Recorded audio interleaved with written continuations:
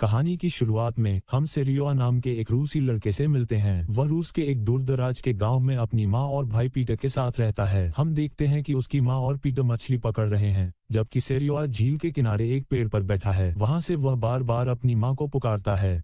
उसकी माँ उसे चुप रहने के लिए कहती है क्योंकि उसके चिल्लाने से उन्हें मछली पकड़ने में मुश्किल हो रही है। अचानक सेरियोआ को ऊपर से एक जर्मन विमान उड़ता हुआ दिखाई देता है। द्वितीय विश्व युद्ध चल रहा है और जर्मनी रूस पर हमला कर रहा है। एक जर्मन विमान ऊपर चक्कर लगा रहा है। सेरियोआ की माँ जल्दी से उसके भाई पीटर को लेकर छिप जाती है और सेरियोआ को भी छिपने के लिए कहती है, क्योंकि अगर जर्मनों ने उन्हें देख लिया तो वे मारे जाएंगे। लेकिन सेरियोआ डरता नहीं है। वह अपना गुलेल उठाता है और ऊपर से उड़ रहे विमान पर एक पत्थर फेंकता है। पत्थर विमान से टकराता है, जिससे वह दुर्घटनाग्रस्त हो जाता है। क्या ग्रेटर देन, लेकिन फिर हमें पता चलता है कि यह सब बस एक सपना था। सेरियोआ घर पर अपने बिस्तर पर सोते हुए ये सपना देख रहा था। अचानक घबराहट में उसकी पड़ोसी आंटी एना उसके घर आती है। सेरा पूछती है कि उसकी माँ और पीटर कहाँ हैं। एना उसे बताती है कि वे चले गए हैं, बहुत दूर चला गया है और कभी वापस नहीं आएगा। लेकिन छोटा सेराइजा अभी भी अपनी माँ के पास जाना चाहता है। तब एना को उसे सच बताना पड़ता है। उसकी माँ और भाई को जर्मनों ने मार डाला है। अगर जर्मन उसे ढूंढ लेते हैं तो वे उसे भी मार देंगे। इसीलिए एना उसे घर ले जाना चाहती है, लेकिन जर्मन उसके घर के बहुत करीब आ गए हैं। उसके पास कोई और रास्ता नहीं बचता। एना उससे पीछे झाड़ियों में धकेल देती है। सेराइजा अपनी जान बचाने के लिए भागने लगता है। कुछ देर भागने के बाद वह एक सुरक्षित जगह पर पहुंच जाता है। दूर फिर पीछे मुड़कर देखने पर उसे पूरा गांव आग की लपटों में घिरा दिखाई देता है। जर्मनों ने उसका घर समेत पूरा गांव जला दिया था। पल भर में नन्हा सेरियोआ खोया हुआ महसूस करता है। फिर भी वह अपनी मां को पुकारते हुए जंगल में दौड़ पड़ता है, लेकिन उसे नहीं पता कि उसकी मां कभी वापस नहीं आएगी। उसे खोजते हुए वह जंगल में खो जाता है और इस तरह एक रात वहीं बिताता है। अगली सुबह जब सेरियोआ उठता है तो उसे पानी पीने की इच्छा होती है। तभी वह कुछ जर्मन सैनिकों को पास आते देखता है और डर के मारे एक पेड़ के पीछे छिप जाता है। अब उसके छोटे से मन को समझ आ गया है कि अगर वे उसे ढूंढ लेंगे तो उसे मार डालेंगे। इसलिए वह जर्मनों के जाने तक पेड़ के पीछे छिपा रहता है। लेकिन तभी एक और गंभीर खतरा उसके सामने आ जाता है। एक जहरीला सांप धीरे धीरे पास से उसकी ओर बढ़ता है। ये दृश्य उसे बहुत डरा देता है, लेकिन वह कोई आवाज नहीं करता। जब जर्मन आखिरकार चले जाते हैं तो वह जल्दी से पेड़ से नीचे उतर जाता है। इस प्रकार मौत के इतने करीब आने के बावजूद वह बच निकलता है। नीचे उतरकर वह जर्मनों द्वारा फेंका गया भोजन का एक टुकड़ा उठा लेता है। उसने पिछली रात से कुछ नहीं खाया था, इसलिए वह अपनी भूख मिटा लेता है उस टुकड़े के साथ, भूख से बेहाल। फिर वह जंगल के अंदर वापस चलने लगता है। संगीत जंगल के अंदर कीचड़ और दलदल बेहद मुश्किल साबित होते हैं। अचानक पीछे से जोरदार धमाके होते हैं। जर्मन जंगल के बहुत करीब एक टैंक से गोलीबारी कर रहे थे। ग्रेटर देन संगीत ग्रेटर देन टैंक के गोले उसके चारों ओर गिर रहे थे। सेरियोजा को लगा कि कोई उसका पीछा कर रहा है, इसलिए उसने एक छड़ी उठाई और उन्हें डराने की कोशिश की। गोलीबारी थोड़ी देर के लिए रुक गई और सेरियोजा सोने के लिए जंगल के अंदर चला गया। संगीत कुछ देर बाद एक रूसी सैनिक उसी घर के पास से गुजरा। सौभाग्य से उन्होंने सेरियोजा को जमीन पर पड़ा देखा, उसे उठाया और अपने साथ ले गए। फिर वे उसे अपने शिविर में ले आए। उसके शरीर पर अभी भी कई छोटे मोटे घाव थे। सैनिकों का कमांडर युद्ध की भयानक परिस्थितियों में इतने छोटे बच्चे को देखकर बहुत दुखी हुआ। कमांडर ने तुरंत अपने सैनिकों को सेरियोजा की देखभाल करने का आदेश दिया। फिर वह खुद सेरियोजा से परिचित हुआ। जब उसने उसका नाम पूछा तो सेरियोजा ने उसे बताया। कमांडर ने अपना परिचय निकोलस सराय के रूप में दिया। उसने सेरियोआ से पूछा कि उसका परिवार अब कहाँ है। सेरियोआ रो पड़ा। सेरियोआ अपनी माँ और भाई का जिक्र करते हुए रोने लगा। कमांडर ने उसे हिम्मत दी और उसका रोना शांत करने की कोशिश की।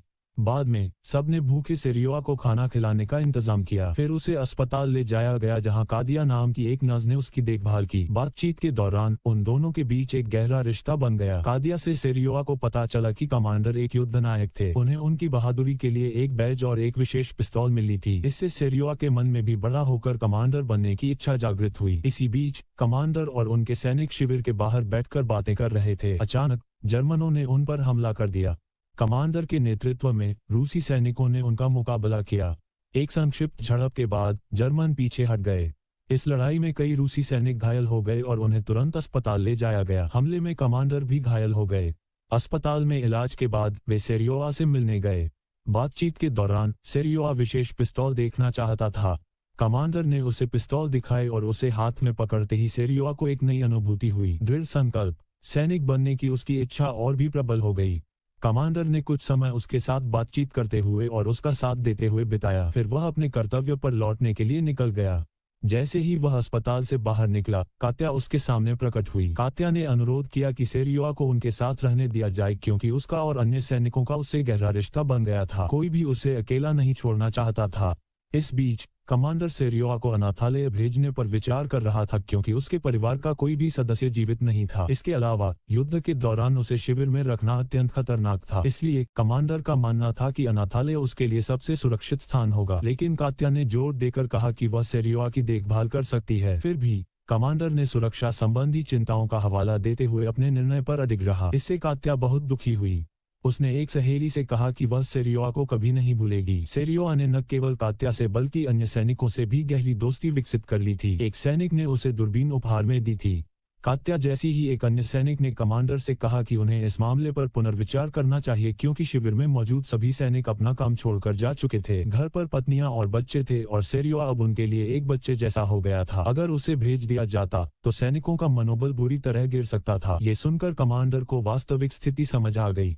इसलिए सेरियोआ को भेजने का निर्णय उनके लिए भी कठिन था। हालांकि युद्ध की स्थिति को देखते हुए उसे शिविर में रखना असुरक्षित था क्योंकि यह अनिश्चित था कि जर्मन किस दिशा से हमला करेंगे और अचानक हमले का खतरा मंडरा रहा था। उस दिन कमांडर ने अपने सैनिकों के साथ जर्मन हमले का सामना किया। संख्या और हथियारों में कम होने के बावजूद उनके सैनिकों ने उनके नेतृत्व में बहादुरी से जवाबी हमला किया। जर्मन आसानी से पराजित नहीं हुए। इस लड़ाई में पिछली लड़ाई की तरह कई लोग घायल या मारे गए। हमले के तुरंत बाद कमांडर को एहसास हुआ कि सेरियोआ को वहां रखना उचित नहीं होगा, इसलिए उन्होंने उसे अनाथालय भेजने के लिए तुरंत एक पत्र लिखा। अगले दिन लोग सेरियोआ को ले जाने आए। कमांडर संगीत उसे यह बताने गया, लेकिन सेरियोआ के प्रति गहरे स्नेह के कारण बोल नहीं पाया। अंत में उसने उसे एक खिलौना पिस्तौल दी और फिर प्रस्ताव रखा। उसे अनाथालय भेज दिया गया। लेकिन सेरियोआ ने कमांडर से कहा कि वह उसका इंतजार कर रहा था। वह युद्ध के मैदान में कमांडर की सुरक्षा के लिए बार बार प्रार्थना कर रहा था। ये सुनकर कमांडर बहुत भावुक हो गया। उसने उससे पूछा, क्या तुम मेरे बेटे बनोगे? सेरियोआ ने तुरंत हाँ कह दिया। फिर कमांडर ने अनाथालय का पत्र फाड़ दिया और लोगों को वापस भेज दिया। कमांडर के इस फैसले से सभी बहुत खुश हुए।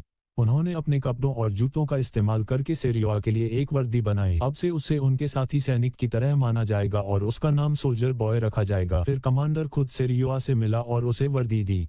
वर्दी पहनकर सेरियोआ को एक सैनिक जैसा महसूस हुआ और वह बहुत खुश हुआ। उसने सबको अपनी नई वर्दी दिखाई और सैनिक बहुत प्रसन्न हुए।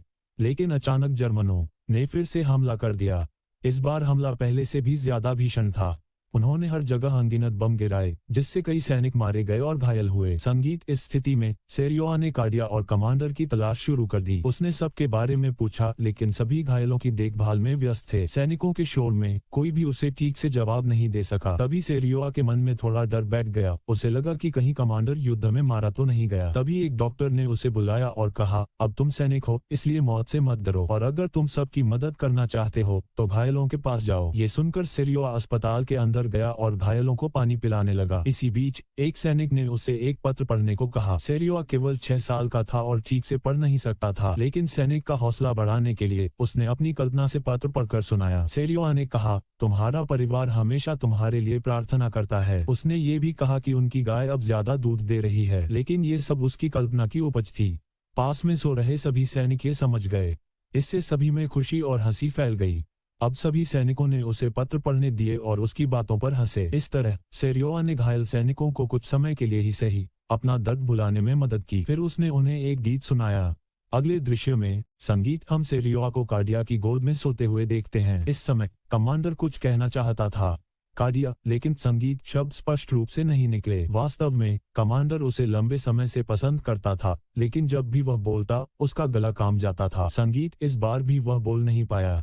इसी बीच सेरियोआ जाग गया।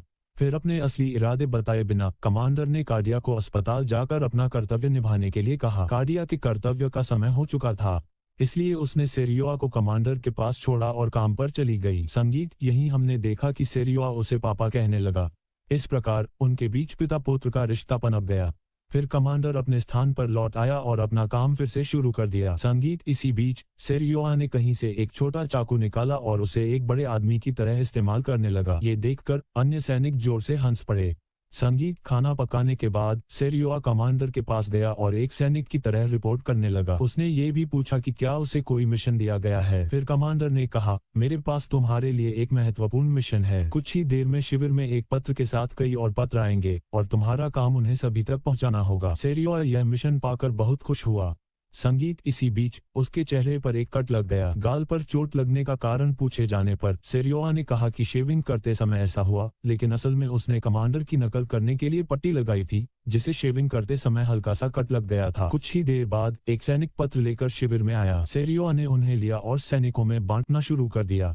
इस तरह सभी को पत्र पहुंचाकर उसने पूरी जिम्मेदारी के साथ अपना मिशन पूरा किया। कम उम्र के बावजूद उसका मन अब पूरी तरह से सैन्य अनुशासन से ओतप्रोत था। इससे पता चलता है कि युद्धकालीन परिस्थितियां एक छोटे बच्चे को कैसे प्रभावित कर सकती हैं। पत्र बांटने के बाद सेरियोआ ने अपनी दूरबीन ली और चारों ओर देखने लगा। अचानक उसने शिविर से कुछ ही दूरी पर घास का एक ढेर देखा। उसने करीब से देखा तो घास में एक पैर धीरे से हिलता हुआ दिखाई दिया। ऐसा लग रहा था कि कोई घास में छिपा हुआ है। सेरियोआ जल्दी से शिविर में वापस गया और सबको इसके बारे में बताया। पहले तो सबको लगा कि वह झूठ बोल रहा है, लेकिन सेरियोआ ने जोर देकर कहा कि उसने जो देखा वह सच था। तब सैनिकों ने ध्यान दिया और घास के उस ढेर की जांच करने गए। सेरियोआ ने आंद्रे, जारा और 3 सैनिकों का मार्गदर्शन किया।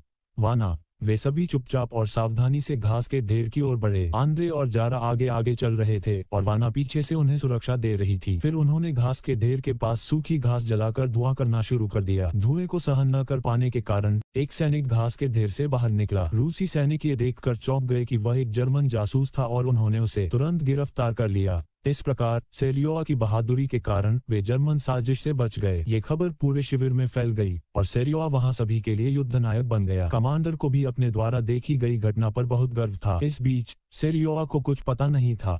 वह एक सैनिक के रूप में पत्र पहुंचाने का काम करता रहा। अपना कर्तव्य पूरा करने के बाद वह कमांडर को सूचना देने गया। कमांडर ने उसे एक अच्छी खबर दी। उसने बताया कि उसने रूसी सरकार से सेरियोआ को अपना कानूनी बच्चा स्वीकार करने का अनुरोध किया था और सरकार ने इसे स्वीकार कर लिया था। इसका मतलब था कि कमांडर अब आधिकारिक तौर पर सेरियोआ का पिता था। ये सुनकर सेरियोआ बहुत प्रसन्न हुआ। फिर उसने कहा कि उसे कादिया को भी बताना चाहिए, क्योंकि वह कमांडर को बहुत पसंद करता था। कमांडर एक थोड़ा शर्मिंदा होते हुए भी सेरियोआ उसे जबरदस्ती कादिया के पास ले गया। कादिया शिविर के पास एक तालाब के किनारे बैठी थी।